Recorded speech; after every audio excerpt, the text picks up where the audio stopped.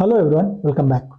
In last session, we had set up our compute environment to host required virtual machines to be used as Docker node. In this session, we will proceed with the installation of Docker components on the dev node VM that we had created. But before we start the installation, let's talk about the prerequisites to understand the basic arrangements as listed below. We must have compute nodes either in the form of physical or virtual to be used as Docker node for further actions. This particular installation we have already done in our previous lab. We must have an operating system running on the compute node. OS can be any OS of your choice, like any flavor of Linux, Windows, or Mac. This requirement is also completed in the previous lab by installing CentOS 7.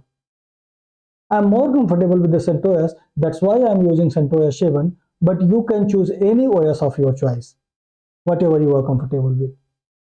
Initially, all the compute nodes that are going to be used for Dockerization must have internet access to download the packages and later to push and pull the Docker images from the Docker registry. However, this condition is not applicable for your prod environment because we make different arrangements to pull and push the images. Now, hope you all are doing well and ready to start. So without causing any delay, let's get started. Let's start our dev node and proceed with the installation of Docker components. It will take some time, so I'm going to pause the video and I'll come back once the system is on.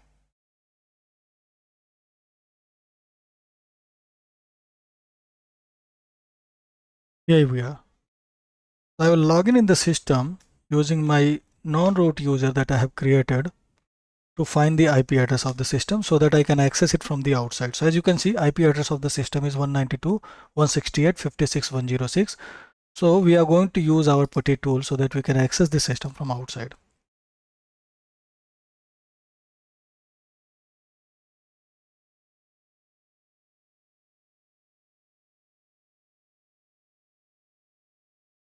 Now, first of all, whenever you install any new system, you need to first update the repository. To do so, we need to use the command that is called yum update.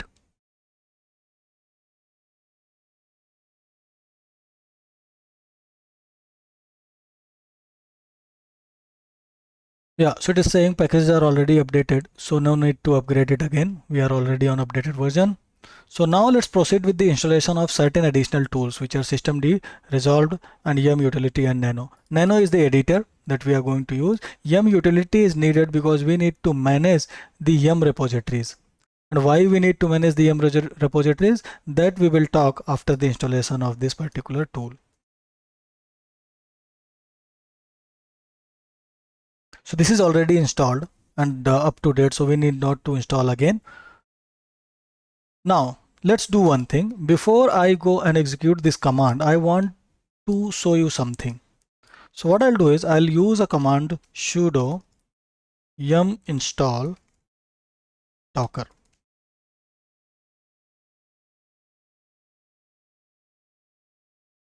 Here we are. So as you can see, I simply entered command yum install docker and my CentOS system is able to locate the yum repository for the docker file and it is able to install it.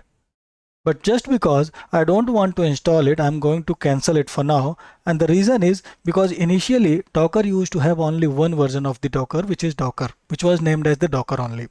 But later Docker community decided to split them into two.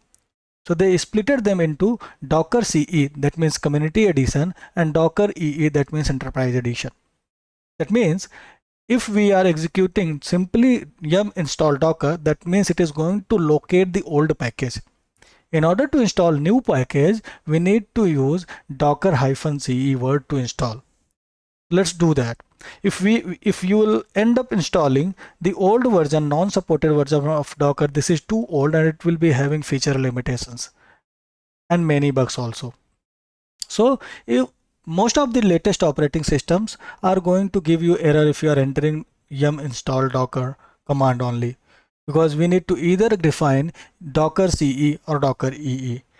Simply defining Docker is not going to locate the right file and it is giving error. But just because my system is able to locate it from some old repository and all, it was showing me the details of the package.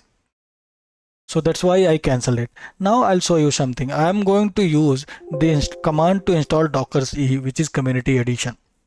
As you can see, so we'll use this command to install Docker CE. You need to remember this carefully. If you are installing, make sure that you are installing Docker CE now, because that is the latest version of the Docker, which is community edition. If you are installing Docker, simple Docker, you might end up installing the old edition and you will face difficulties in performing your functions and operations. As you can see, I wanted to install Docker CE, but it is not able to locate the package. Why is that? Because my yum repository is pointing to some old repository which is having old version of the Docker, not the Docker CE. For that purpose only, I have installed yum utility tool, which is going to create the repo. And what is the repo? This is the repo that we want to create. I will attach this link in the document so that you can use it. If you are not using CentOS or any other tool, you can use this link to find the right version. Let me show you how to do that. You need to simply copy and paste it. It will show me all the packages here. Just because I am using CentOS, I will click on it. Whatever flavor of the Linux you are using, you can choose it depending on the requirement. And once you will click it, you will find your right repository for your Docker CE, which is here. And you can directly download it, or you can use this command to download inside the Linux machine itself. So that is the reason, that's why we have installed yum utilities tools, so that we can manage the repository for the system. And we can create a new repository for this particular Docker CE repository. But before doing that, let me copy this command. But before doing that, let me show you what all the repositories that exist at present. To find the list of repositories, we need to use ls-etc/yum-repo.d and enter. As you can see, we have these many repositories and we don't have any repository that is pointing to Docker CE especially. So for that purpose, we are going to use yum utility tool to create a repository, new repository which is pointing to Docker CE. If you don't want to use config manager tool or yum repository tool, then you can simply download this particular repository and move it to the actual path. Now, if I'll execute the same command again, you can see we have one new repository which is Docker CE here. That means if I'll execute my command again, I will be able to install it. Along with that, let's install the complete thing here. Not just take what all the things that we are going to install here. We are going to install Docker CE, which is community edition. We are going to install Docker CE CLI. Remember we talked about Docker client. So this is going to install Docker client. Then in order to run the containers and manage the networking and all, we need containerd.io service to function along with the Docker daemon. And then there are many additional tools and packages that is supported.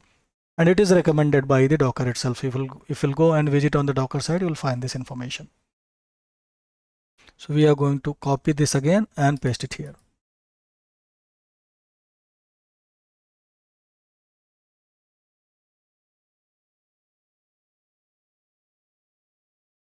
Cool. So installation is complete now. So what we can do is now let's validate what is the version of the Docker that we have installed.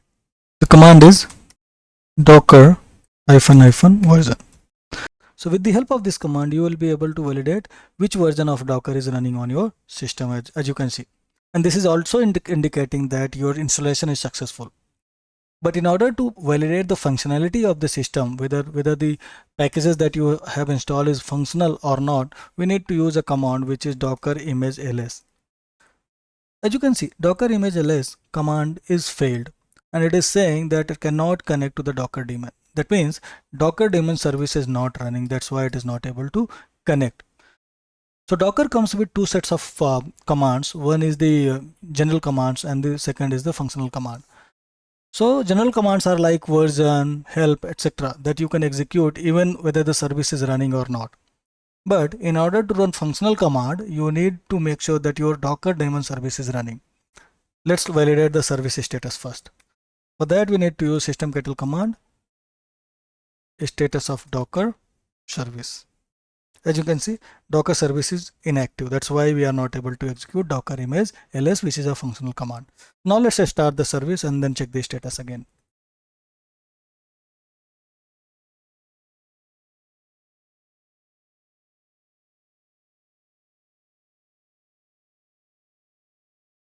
Service is running now. Let's go and validate the Docker image ls command. As you can see, earlier I was getting error which was saying service is not running. But this time when the service is running, I am getting different error. Permission denied while trying to connect. The reason is, by default when the Docker is installed on any Linux system, it is going to give privileged access or authorized access only to the root user. And now just because I am using non-root user, I am not able to execute the Docker image ls command, or even any functional command I won't be able to execute. As you can see, with the sudo I am able to execute the command. But sudo we cannot use all the time, right? So in order to do that, in order to solve this problem, we need to give access to non-root user on the Docker service. For that purpose, we need to use these commands. We need to validate the group of Docker. As you can see, the group is created, and now what we need to do is we need to check. However, I know what is my username here, but if you don't know which particular user you are using, you can use this command, who am I, to check the active username. So my username is Doma. That means Docker is the group and demo is the user. They both must be mapped so that demo user can get privileged access on the Docker service or Docker daemon. So to do so, what we need to do is we need to use this command. The purpose of this command is I'm saying sudo, which is of course the privilege label to execute the command. User mode, that means I'm going to change the user mode. And what all the mode I'm going to change? -a indicating add, G is saying group, which group? Docker, and what is the user?